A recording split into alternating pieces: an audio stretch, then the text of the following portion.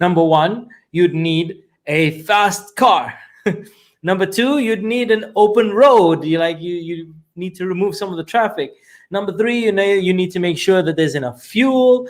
You need to make sure that it's optimized, and you just need to make sure that there's no that you're ready to do it. You're not going to make any mistakes, and there's nothing that's going to stand in your way to allow you to go fast. And so that's a little bit of what we're going to be chatting about today, because we're talking about 10 steps to increase your learning tenfold. So I want you to learn faster, retain longer, and get more results with your learning. So, and why is this important? Well, learners are earners, right? The more that you learn, the more that you're going to earn. It's the more that you learn, it's going to save you time. It's going to save you effort. It's going to save you from making mistakes, whether it's any of the things that I'm teaching you within my courses or my videos, but also in your general life. Like, if you are able to learn faster, you're going to save time.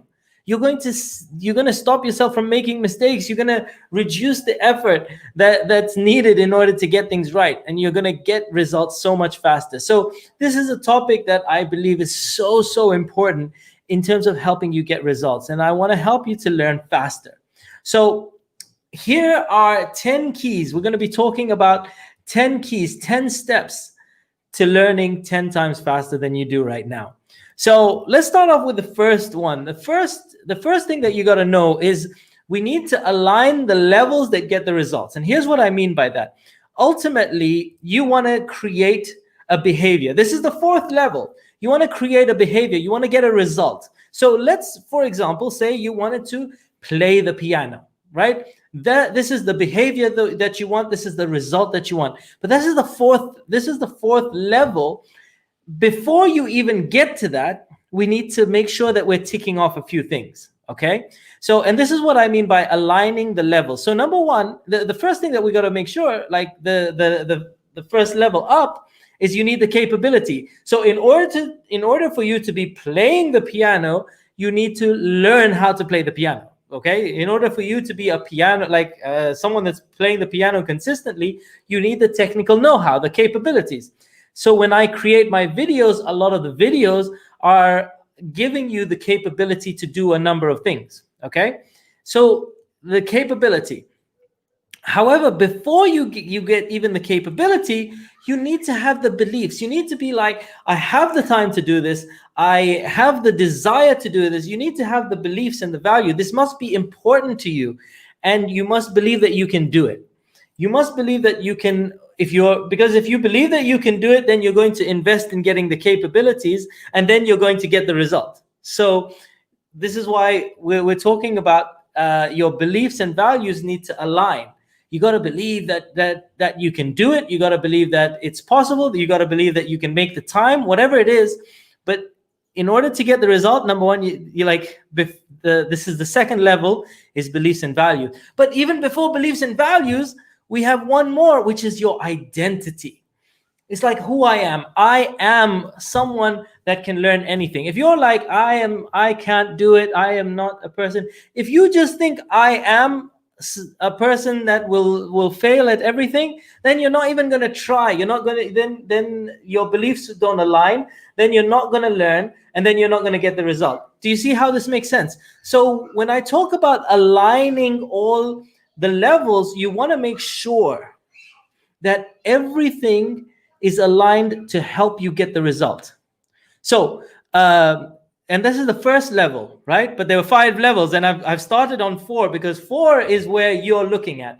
4 is where you're like, okay, I want this result. I want to be an amazing persuader. I want to be able to transform people's lives. But before before you're able to transform and help people's lives, you need the know-how. Before you know the know-how, you need to have the beliefs and values. And before that, you'd have to have the identity. Okay? So when you and so the fifth level is once you want the result, you need to have an environment that allows you to have the results. And what do I mean by that? If we're talking about the example of a piano, then well, you're going to need to have a piano to be a piano player. That's the environment. You need to schedule time. You need to have a place that you're not going to be disturbed if you're going to play, right? So this is what I mean by your environment. Okay. So let me just quickly recap. This is step one. Okay. You got to understand the levels, and you got to align these levels to help you get a result. So this is step number one, is aligning the levels. And so if you want to be a piano player, which is getting the behavior or results, you need to have the know-how. You need to, in order to have the know-how, you have to have the beliefs and value. In order to have that, you need to have the identity of someone that is going to be getting those. And you have to make sure that your environment, your surroundings, the people you surround yourself with allow you to do whatever it is that you want to do. So you want to learn 10 times faster. The first step is make sure that all these levels are aligned to help you to get a result. So then let's go to step number two. Measure your success in smaller increments. What do I mean by this? I'll talk about my juggling. I'm learning how to juggle at the moment. When I'm measuring my success in smaller increments, what some people will do is they'll be like, okay, I'm a juggler, I'm not a juggler. You can juggle or you can't juggle. But what I needed to do when I was starting to learn how to juggle is go, okay, I can throw one up in the air and catch it. Okay, so I needed to throw one. I can do one. I can do one from one hand to the other. I can do one hand to the other. That's step one. So I can do one hand to the other. Then I can do, I can change. I can throw two socks in the air. So that's another level. Then I can throw 1, 2, 3. That's and just 3 times, just 3 throws. That's the next level of success. So I'm measuring in smaller increments. I'm not saying, it's not a binary. Yes, I'm a juggler. No, I'm not a juggler. I'm measuring success in smaller increments so that I can focus on one little bit at a time. Another example is, let's say you're learning persuasion and influence, right? Now, what will happen, let's say if you're in sales, what someone will do is they'll measure, okay, I made a sale or I didn't make a sale. And that's their success measurement. The challenge with that is you're not measuring all the little bits of progress. So, it's an okay measurement. However, before that, if you're learning how to be more persuasive, the first thing that you want to do is, how long did you maintain someone's interest for? Were you able to keep a conversation for, were you able to grab more people's attention initially? Were you able to carry on a bit more of a longer conversation, etc., etc.? So you want to have smaller increments of measurement, because then if things are going wrong, you know where to analyze. So you're not judging yourself on the big picture, you're judging yourself on smaller steps. And when you're doing it on smaller steps, you start to notice little bits of progress. And as long as you're making progress, then you know that you are succeeding, that you're on the way to success. But if you just have it as, I either made a sale or I didn't, it's a difficult judge to know how much you've improved or how much you're learning. So have smaller increments, you'll be able to encourage yourself and start to notice that you're getting better and better, which will encourage you to do more and more. All right, so that's step number 2. Step number 3, activate all of your mind before you go into any learning endeavor. What do I mean by this? Well, when people go into learning, they just go in cold. But it's like you want to, for example, if you were going to go and exercise, you would stretch before, okay? So you get warmed up. You don't go cold into a race. You stretch, you warm up. And the same is with your mind. If you're going to learn something, the most ideal thing that you can do is activate all of your brain before you learn. So how do you activate all of your brain? Well, first of all, one thing you got to understand is that you have a right brain and a left brain. Your right brain controls the left side of your body, and your left brain controls the right side of your body. Okay. And your left brain is more sort of analytical, it's mathematical, it's a calculating brain, whereas your right brain is more creative. Now, whenever you're learning something, if you want all of your brain to get involved in the learning, then you want your brain to start talking to each other. So when you use your right and left hand to do any activity and get it to talk to each other, then you are waking up loads of bits of your mind. This is actually why I'm learning how to juggle, because when I throw from my left hand to my right hand, I am, and you just need two balls. You just need two balls. But if I just throw left hand to right hand, I'm getting my brains to talk to each other. So this is just one, I mean, this is one warm up. It's a little bit harder, but I could just, for example, do that, but do it well. I'll do that again. Let me do that again. Okay. So there you go. So just 1, 2, 1, 2. And this is just a little bit of a warm up that gets your mind starting to talk to each other. Another really simple warm up that you can do is just moving a finger in a sort of 8 symbol. And what that does is when your eyes are activating different parts of your brain, etc. But what you want to do is just warm up your mind. Do it with your right hand, do it with your left hand, just do it for a few seconds before you do anything. And it just like wakes up little parts of your mind and gets it talking to each other before you go into learning. And that's so, so, so powerful. So that's now step number 3. Activate all of your mind before you do any learning. Like you warm up before you exercise, activate your mind before you do that. Now, the next thing is timing, about timing. So there's a technique called the Pomodoro technique. Basically, Pomodoro technique is there's a Pomodoro timer, which is like it's like a tomato timer. You turn it and it's for 25 minutes, and then after 25 minutes it dings. But they've done a couple of studies, and essentially, we tend to remember the first thing we hear and the last thing that we hear. So an ideal amount of learning, do something for about 25 minutes. As you notice, my videos are about 15, 20 minutes, something like that. And I do that purposely because that allows you to remember a whole bunch at the beginning, a whole bunch at the end, and then you can take a break. So you learn for about 25 minutes, take a 5-minute break, breathe, do a quick couple of exercises, do some of this, but just for a couple of minutes, and then go back for another 25 minutes. And then you're remembering the first and last. So you're retaining so much more information in a shorter space of time just by having these little breaks in between.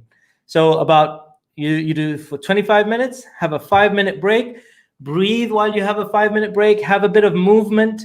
Another way to exercise your mind is to cross your hands over and massage your ears while you sort of do a couple of squats with breathing. That just warms you up. It gets your mind talking while you're also breathing. Great way to have a little break in between. And this goes with learning videos or reading or whatever form of learning that you're doing. This is a great way to activate more of your understanding and retain more information. So that's step number 4, Pomodoro learning. So time yourself, 25 minutes, focused. That's another thing. If you're doing the Pomodoro technique, it's 25 minutes of one thing, not multitasking, one thing. You get so much more in, and then you can take that further. Okay?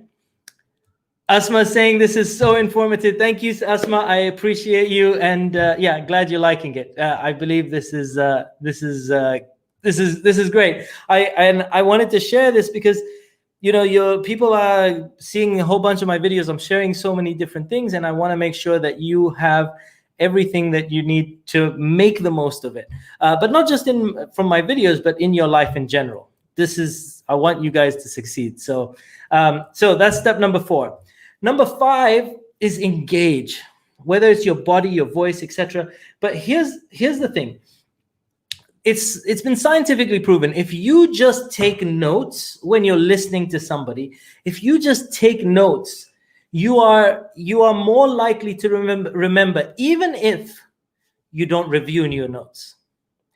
So sometimes, like when I listen to anyone talk, I'll make notes, but half the time I never review my notes. But if you review your note, like if you just write down notes while you're listening, you are so much more likely to retain and remember information, because you are activating your body. You're not just taking it in via your ears and eyes. I can point to the right ones. You're not just taking it in by 2 of your senses. You're actually engaging a third sense, which is your touch, your physiology. And because you're doing that, you are more likely to remember.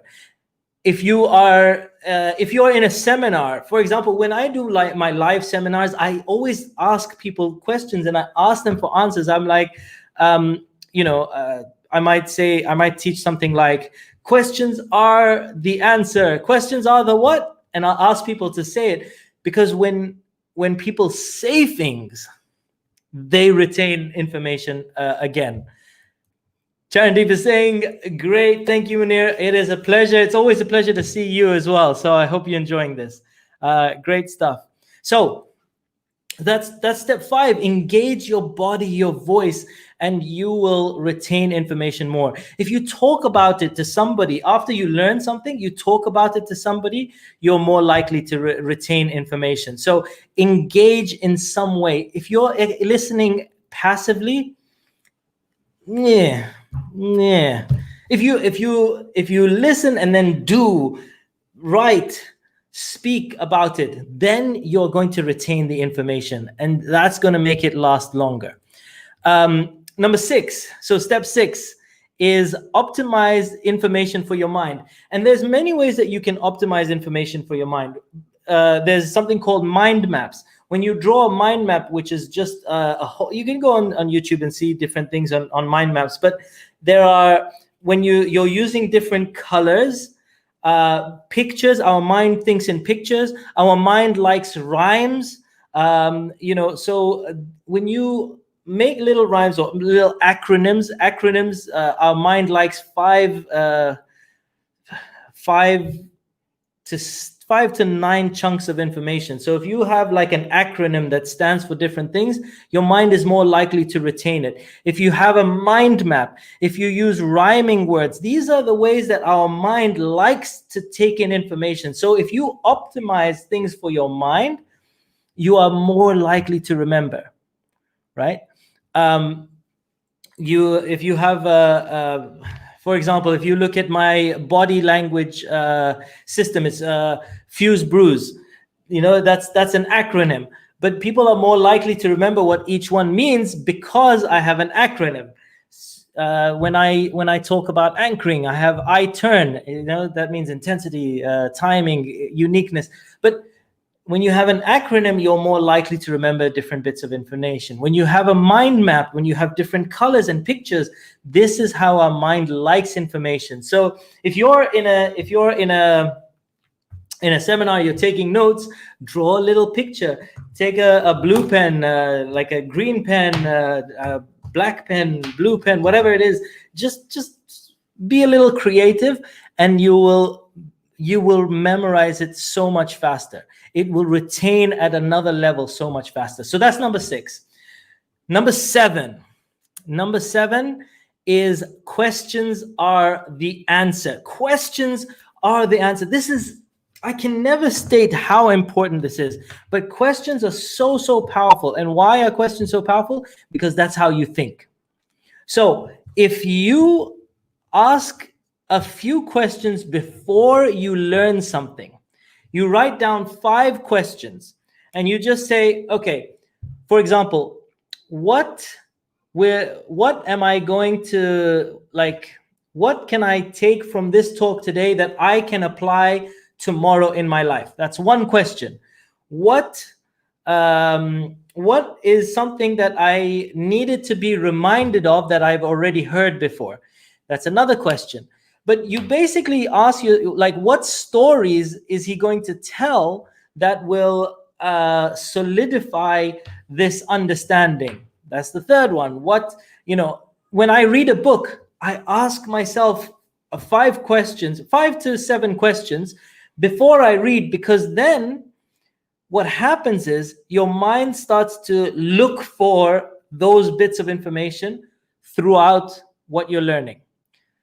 And let me give you another example of this. If you've ever tried to buy a car, you get so you're like, oh, I want this car, and then all of a sudden you see it everywhere. Why? Because you've activated a part of your mind that looks for information. When we ask a question, you activate a part of your mind that will look for this information in the things that you're learning.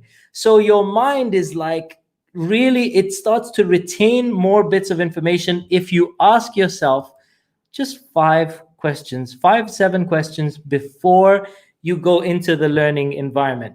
And it could be anything. What stories is he telling? What characters is he going to say? What is the speaker's experience in doing what he's talking about?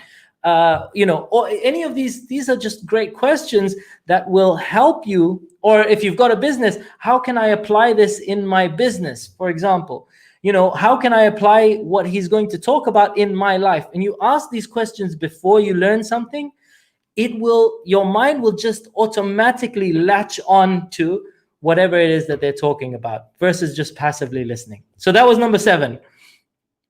Elsa is saying, thank you, Munir, great stuff. I'm going to share this to family and friends. Amazing, Elsa. Yeah, this is so powerful. This is so powerful and can transform so many people's lives. And learners are earners. So I truly believe that. So that was number 7. Questions are the answer. Number 8, make mistakes, but just learn from them. It's, if you are too worried about making mistakes, you will slow down the learning process. Be okay with making mistakes. Be okay with, just not getting it perfect from the beginning. Be okay with learning fast, failing fast. Now, I'll give you another 2 very quick examples. So I went to the water park the other day, and my daughter has seen me go there over the last month, we've been a few times, and they have this wave pool where you go and you sort of sit on a sort of surfboard, and you kind of like go right to left.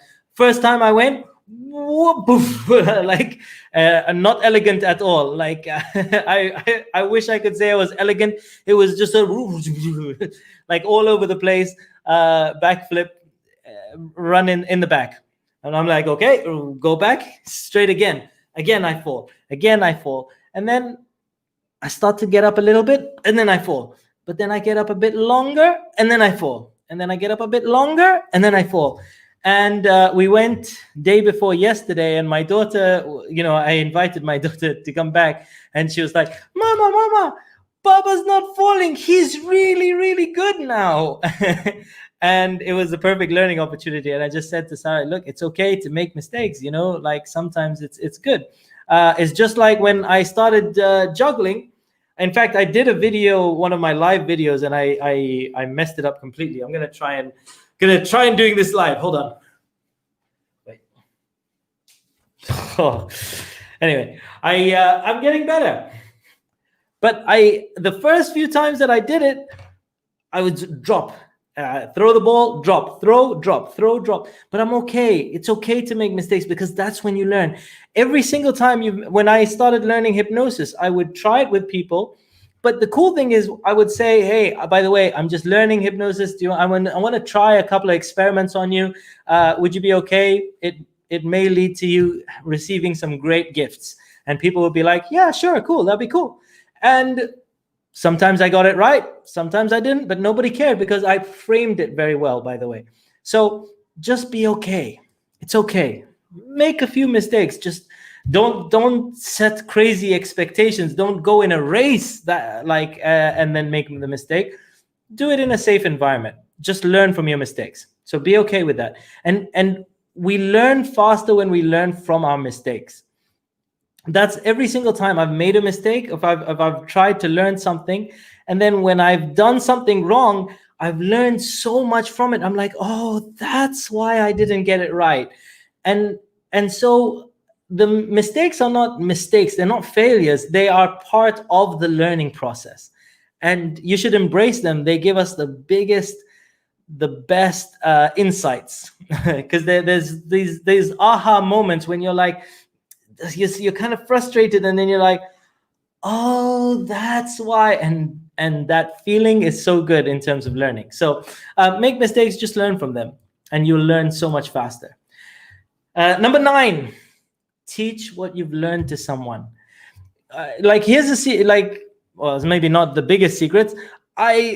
One of the reasons I do these videos is it helps me to teach myself again, because when you teach somebody, you learn it twice, right? So you've learned it, and then you have to relearn it a little bit deeper in order to explain it to someone. And so when you teach someone something, you are learning it again. You're learning it at a deeper level. So when you understand these things, when you take some of these bits of information, learn it, and then teach someone else, and you will take yourself to a whole nother level. And then number 10, if you go through your notes, when someone learns something, the retention is like, whatever, they lose 80 to 90% of their information within a week. But if you review your notes within a day of learning it, your retention goes up by 70%. So if you've created notes, if you've done something, after within 24 hours, review your notes, and your retention will go up dramatically. So that's our video for today. I wanted to give you 10 steps to learn 10 times faster. And remember, the phrase that pays is learners are earners. Okay, and I want you, whether it's my course, whether it's my videos, whether it's anything, I want you to learn and retain more information, because that allows you to do more for yourself, for your family, for your society, and it allows you to grow more. And I want that for you. So learners are earners. And I hope you've enjoyed this video. I want to thank you so much for tuning in. I appreciate you all. And I will catch you on another video very, very soon. Peace out. One love. I'll see you on another video soon. Deep says, yes, we learn faster when we make mistakes. 100%. That's right. Yeah. All right, everyone. Peace out. One love. See you on another video soon. Bye.